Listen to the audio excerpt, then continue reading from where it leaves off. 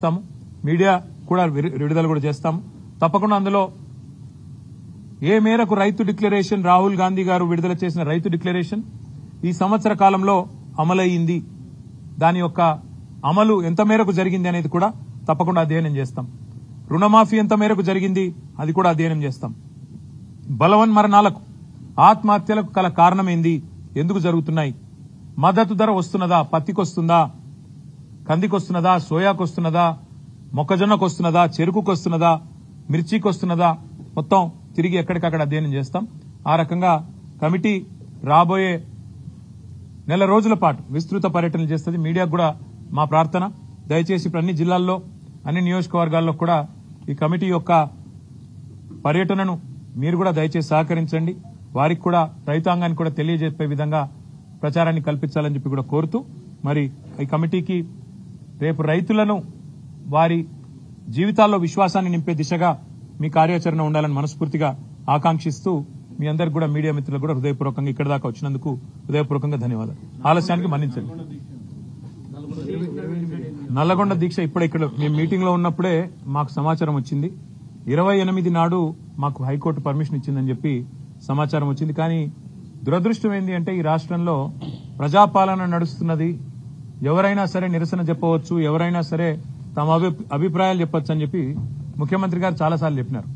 కానీ వాళ్ళ ఒక చిన్న కార్యక్రమానికే మరి ఇంత ఆగమాగం అయిపోయి చివరికి అనుమతి నిరాకరించి ముఖ్యమంత్రి గారేమో స్వయంగా రాజ్భవన్ ముంగట ధర్నా చేయొచ్చట. ఏది గంత బిజీ రోడ్డు, రాజ్భవన్ ముంగట రోడ్డు గంత బిజీ రోడ్డు, అక్కడ చేస్తేనేమో ట్రాఫిక్ ఇబ్బంది కాదట. ముఖ్యమంత్రి, మంత్రులు అందరు పోయి ధర్నాలు చేయొచ్చట. కానీ మేము నల్గొండల క్లాక్ టవర్ కాడ చేస్తామంటే మాత్రం మొత్తం ట్రాఫిక్ స్తంభించిపోయి ఒక అంతర్జాతీయ రహదారి మొత్తం స్తంభించిపోయి మొత్తం రాష్ట్రాల రాకపోకలని దెబ్బతినే విధంగా ఉన్నదని చెప్పి రిపోర్ట్ ఇచ్చి రిజెక్ట్ చేశారు. చివరికి కోర్టు న్యాయం చేసింది. హైకోర్టుకు ధన్యవాదాలు. తప్పకుండా వారు సూచించిన విధంగా, వారు చెప్పిన విధంగానే నడుచుకుంటాం. రైతుల ఆవేదన ప్రభుత్వం దృష్టికి తీసుకొస్తాం. రాష్ట్ర వ్యాప్తంగా గ్రామ సభలు జరుగుతున్నాయి. బీఆర్ఎస్ కావాలని డిస్టర్బ్ చేస్తుంది. 10 ఏళ్ల కాలంలో ఏమైనా రేషన్ కార్డులు ఇప్పుడు ఇస్తున్నామని కాంగ్రెస్ మంత్రులు అంటే ఒకసారి చెప్పిన అబద్దాన్ని నిజం చేయడానికి 100 సార్లు చెప్తే అది నిజం అవుతుందనే ఒక అపోహలో కాంగ్రెస్ ప్రభుత్వం ఉంది. మేము మీలాగా రేషన్ కార్డు ఇవ్వడానికి కూడా ఒక గొప్ప కార్యంగా, దైవ కార్యంగా భావించి మేమేమి దాన్ని ఏదో గొప్ప ఇదిలాగా చేయలేదు, హడావుడి చేసి చేయలేదు. ప్రతిదానికి పబ్లిసిటీ పిచ్చి ఉండాల్సిన అవసరం లేదు. 6,47,000 పైచీలకు కార్డులు ఇచ్చింది 9.5 సంవత్సరాల్లో బీఆర్ఎస్ ప్రభుత్వం. కానీ వీళ్ళలాగా మేము అదొక ప్రదర్శనలాగా చేసి ఇవ్వలేదు. మేము చాలా మేరకు మీ సేవ ద్వారా ఇతరత్ర ఎవరైతే లబ్ధిదారులు అప్లై చేసుకుంటే డైరెక్ట్ గా వాళ్ళకే ఇచ్చినాం. గతంలో ఇవ్వలేదు అనే మాట అబద్దాలు గతంలో చెప్పినారు, మళ్లీ చెప్పే ప్రయత్నం చేస్తున్నారు. నేను కాంగ్రెస్ పార్టీకి నేను చేసే విజ్ఞప్తి ఒకటే. హిందీలో సామెత ఉంది, నాచినాయే ఆంగం తేడా అని. అంటే నాకు డాన్స్ రాకపోతే కిందేదో నేల బాగాలేదు, అంతా ఒడిదుడుకులున్నాయని, ముఖం బాగాలేతే అద్దం బాల కొట్టుకున్నట్టు. గ్రామ సభల్లో ప్రజలు అడుగుతున్న ప్రశ్నలకు మీ దగ్గర సమాధానాలు ఉన్నాయా? ప్రజలు ఏమడుగుతున్నారు? 100 రోజుల్లో 6 గ్యారంటీలు అన్నారు, ఏమైందని అడిగారు. ప్రజలు ఏమడుగుతున్నారు? రుణమాఫీ సంగతి ఏమైందని అడుగుతున్నారు. రైతు బంధు ₹1 ఇప్పటిదాకా వేయలేదు, మీ ప్రభుత్వం వచ్చినాక ఎందుకు వేయలేదు అని అడుగుతున్నారు. వాటికి సమాధానం చెప్పే సత్తా మీ కాడ లేకపోతే మేమేం చేస్తాం? ప్రజలు ఇంకొక మాట కూడా అడుగుతున్నారు. 1,06,00,000 దరఖాస్తులు తీసుకున్నారు మీరు ప్రజాపాలన పేరిట డిసెంబర్ 23లో. ఆ దరఖాస్తులు ఇచ్చినాం కదా రేషన్ కార్డులకు, రైతు భరోసాకు, మళ్ళెందుకు దరఖాస్తు పెట్టాలని అడుగుతున్నారు. ఎవరు తప్పిది? ఆ దరఖాస్తులు ఎక్కడ పోయినాయి? ప్రభుత్వం దగ్గర సమాచారం లేదు.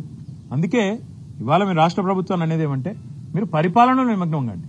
మీరు ఇతరత్ర కార్యక్రమాలు బంద్ పెట్టి ప్రజలకు మేలు చేసే కార్యక్రమాలు, గ్యారంటీల అమలు, వాటి మీద మీరు దృష్టి పెడితే ఈ నిరసనలు మీకు తప్పుతాయి. లేకపోతే మాత్రం ఇవాళ ఎక్కడన్నా ఒక్క టీఆర్ఎస్ నాయకుడు పాల్గొన్న దాఖలా మీరు చూపెడతారా? ఎక్కడికక్కడ ప్రజలు మరలబడుతున్నారు, టెంట్లు ఊలగొడుతున్నారు. రేపు ఇదే తీరుగా కొనసాగితే గవర్నమెంట్ ను కూడా ఏదో దశలో ప్రజలు వాళ్ళు ఖచ్చితంగా తిరస్కరిస్తారు. కాంగ్రెస్ కార్యకర్తలు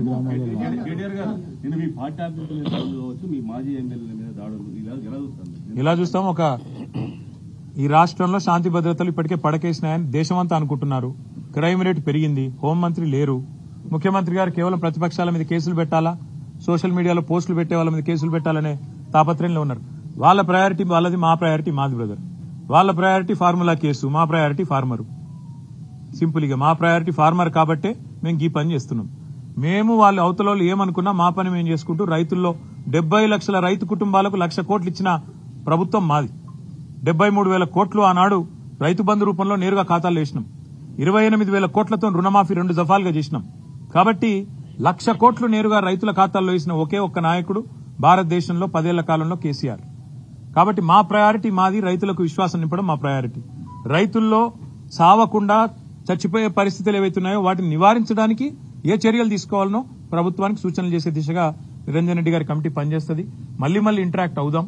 ఎల్లుండి వాళ్ళు పని ప్రారంభిస్తున్నారు. దయచేసి ఇంకా వాళ్ళకి ఇంకా చాలా పని ఉంది, రూట్ మ్యాప్లు అవి ఇవి చేసుకోవాలా. కాబట్టి మిగతా విషయాలు రేపు ఎల్లుండి మనం మాట్లాడుకుందాం. Thank you. ఇంకా చాలేమ్మా, ఇది వదిలేండి. సరైన సమయంలో సరైన నిర్ణయాలు ఉంటాయి. ఇప్పుడు శ్రీ సింగిరెడ్డి నిరంజన్ రెడ్డి గారు, అదేవిధంగా వారి నేతృత్వంలో ఈరోజు విశేషమైన అనుభవం, అదేవిధంగా గ్రామీణ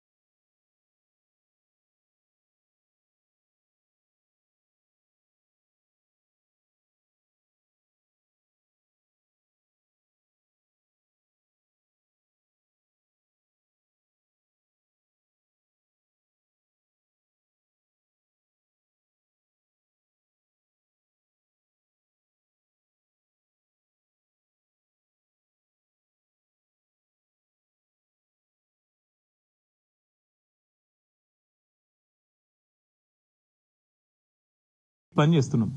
మేము వాళ్ళు అవతల ఏమనుకున్నా మా పని మేము చేసుకుంటూ రైతుల్లో 70 లక్షల రైతు కుటుంబాలకు 1,00,000 కోట్లు ఇచ్చిన ప్రభుత్వం మాది. 73,000 కోట్లు ఆనాడు రైతు బంధు రూపంలో నేరుగా ఖాతాలు వేసినాం.